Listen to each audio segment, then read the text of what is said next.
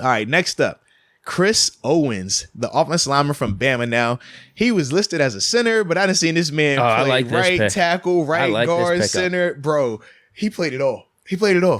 And I think he was good at all of them. Not great at any, but I think he was good at all of them. Super versatile, though, man. Very athletic as well. You see him, he can pull, he can play in space. I think he's a super smart player as well, man. When you talk about going center, right guard, right tackle, and still playing him at a high level, because he's playing on Bama. This is, like I said, man, we know Bama. Nick Saban, he ain't playing no games down there. But it was just really impressive seeing him do all of those things. I don't think that he's as strong as I would like him to be. And I do think at times he doesn't trust his technique, his punch. He'll drop his head at times, man. And that is a sign of a guy that he doesn't believe that he can hold a guy off with just this. He feels like he has to get the headbutt in there. But as a whole, man, I think that this dude, like, the versatility that he brings to the table, man. The next glue for us. I didn't want to go just for the right side. But I think like he is that next guy, because you talk about position flexibility. This is one of those guys right here that, okay, you got 53 guys on the roster, but he is essentially your 54 or 55 guys because he can play 3 different spots legitimately. Very similar to when we talk about J.C. Hassenauer. Play center, both guard spots. B.J. Finney, center, both guard spots. John LeGlue could play tackle, guard. These are the type of guys you want when you're not having starters.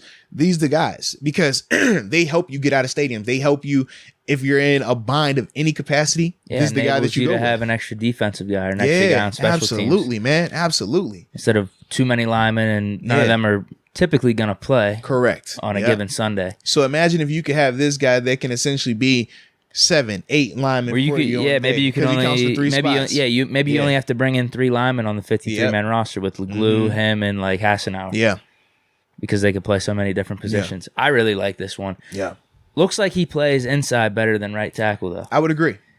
There was one play. There was a couple plays actually I saw against him versus LSU. Mm-hmm. He was just locking down their defensive tackle. He wasn't even getting around them.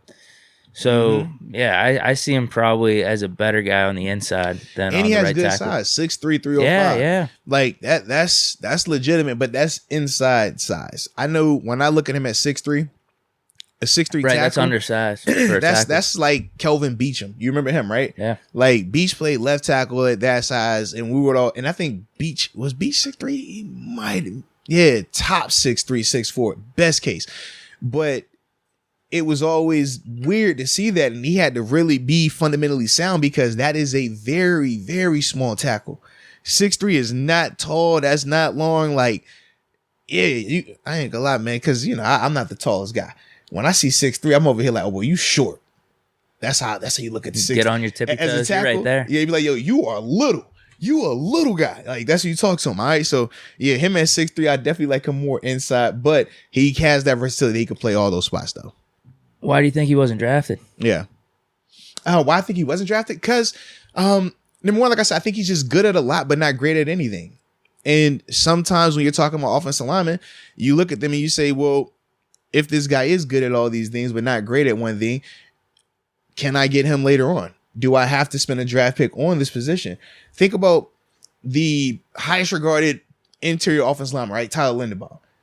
If he was a left tackle, he would have went first, top 5 picks because of the position. But when you're talking about interior lineman, it's just like, we can get him later on in the draft.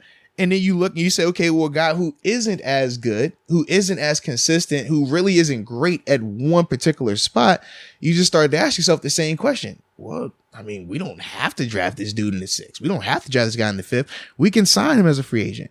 And I just think that could have been the case with him, man. I don't know if he has any injury history or backstory like that, but I do think that is a part of it, though. Yeah, it's just interesting. Because he's a good player. I was going to say, a good player, bro. Looking into him, I wouldn't have been surprised if he actually was drafted in the 6th or 7th round. Just being a starter at Bama and playing all these positions, and from what I saw, it looked pretty sound whenever he was out there. It's not like he was a weak link on their line or anything. Absolutely. Yeah. Like that pickup, though. No, I like him a lot, man. He's when I was thinking of like my way too early prediction of who's going to make the team without even like seeing these guys in OTA, seeing these guys I think in he's a good call. He was one of them, and Durant. Yeah, those I are agree my with 2. You. Yep. Yeah.